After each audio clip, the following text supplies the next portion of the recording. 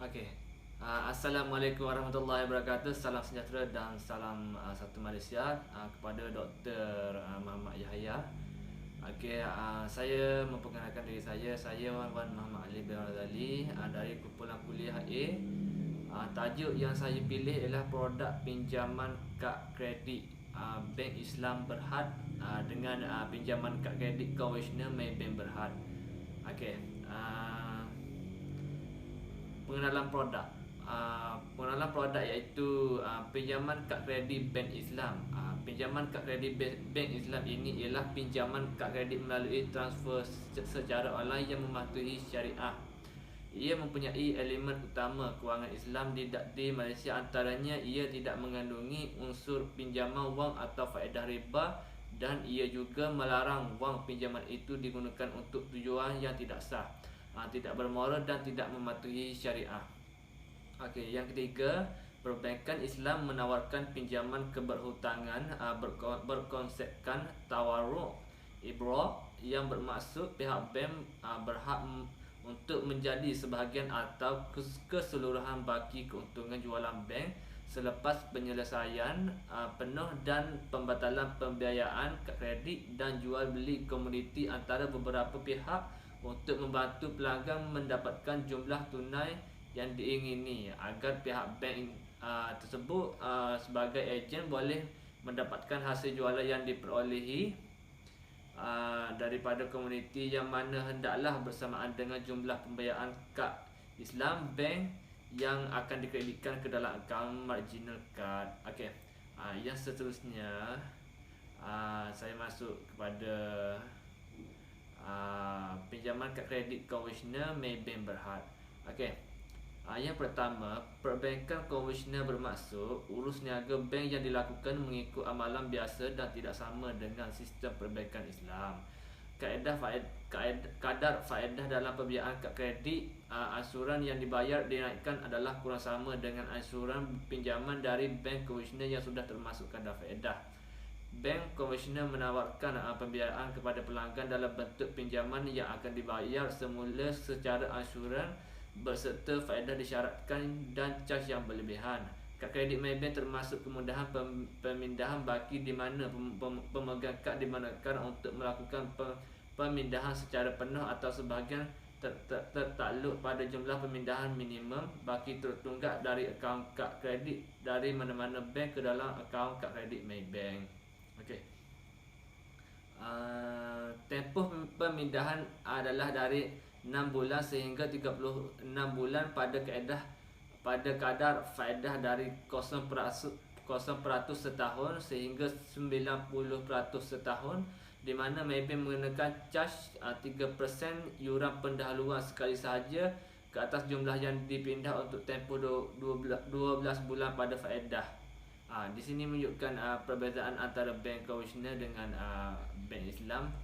Okey, lepas tu jumlah pemindahan minimum yang diperlukan adalah sebanyak RM1,000, di mana tempoh 6 hingga 12 bulan atau RM2,000 tempoh 12 bulan hingga 24 bulan, bermakna dalam 1 tahun dengan 2 tahun lah.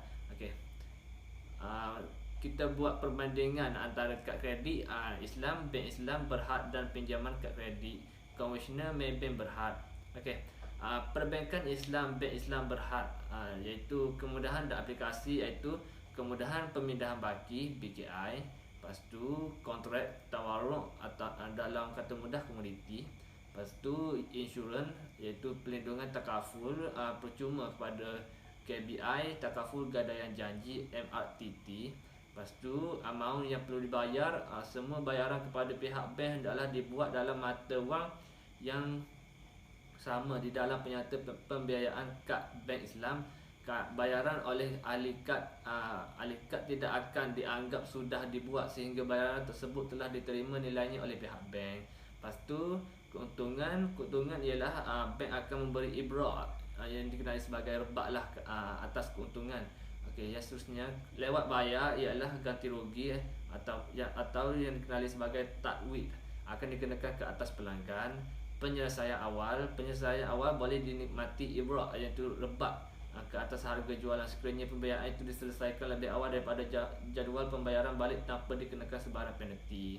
Lepas tu aset ialah komuniti atau aset yang digunakan syarak. Pemilikan aset iaitu mesti dimiliki oleh penjual atau dipajakkan kepada pelanggan yang membeli secara beransur-ansur daripada bank. Lepas tu tempoh dia iaitu di antara tarikh yang dinyatakan dalam penyata pembiayaan kad bank Islam, di mana jumlah minimum perlu dibayar atau sebarang jumlah yang dinyatakan. Okey, ini adalah untuk bank Islam lah. Untuk perbaikan konvensional pula, kemudahan dan aplikasi pinjaman peribadi. Kemudahan dan aplikasi iaitu pinjaman peribadi, diskaun dan insurans perjalanan yang boleh ditebus dengan trade point. Lepas tu kontrak dia secara kod iaitu loan. Yang ketiga, insurans ialah insurans perlindungan pelan kredit auto takaful yang dikenali sebagai TACP. Lepas tu yang keempat, amaun yang perlu dibayar ialah amaun bayaran balik pinjaman anda boleh berubah jika kadar asas biat berubah. Lepas tu keuntungan ialah terhasil daripada faedah atau transaksi pinjaman. Lepas tu sekiranya kita ni lewat bayar, penalti dalam bentuk akan compound dikenakan. Lepas tu sekiranya kita membuat penyelesaian awal, sekiranya pelanggan menyelesaikan pinjaman sepenuhnya dalam tempoh separuh pertama jangka masa. Lepas tu pinjaman bank berhak mengenakan bayaran sebanyak RM200 atau sejumlah wang yang bersamaan dengan 3% daripada baki pinjaman yang mana lebih tinggi sebagai bayaran penyelesaian awal. Lepas tu tempoh pembayaran tiada limit. Tempoh sekiranya lambat bayar dari bulan ke tahun, maka kadar cas yang dikenakan semakin tinggi. Okey. Rumusan ialah daripada perbandingan produk pinjaman tersebut, perbankan Islam adalah sangat relevan untuk kita membuat pinjaman untuk perbelanjaan, untuk modal perniagaan dan sebagainya. Perbankan Islam mempunyai tujuan yang sama dengan perbankan konvensional, tetapi pengurusannya berlandaskan syariah berbanding dengan konvensional. Lepas tu konsep ini kukuh, kaedah pengiraan bank gunakan adalah amat berbeza. Hasilnya mungkin tidak ia merugikan bank atau pengguna disebabkan oleh sekatan dalam prosedur. Lepas tu perubahan dalam syarat pembiayaan mungkin lebih menyusahkan. Kalau pelanggan yang ingin mengubah syarat pembiayaan, perjanjian jual dan beli balik itu perlu diwujudkan dan ditangani. Lepas tu akhir sekali, untuk kita memilih bank untuk membuat pinjaman, kita sebagai umat Islam kita harus perlu memilih perbankan secara Islamik yang mana boleh menjauhkan kita daripada riba dan perkara-perkara haram dan tidak diingini. Okey, itu sahaja daripada saya. Sekian, terima kasih.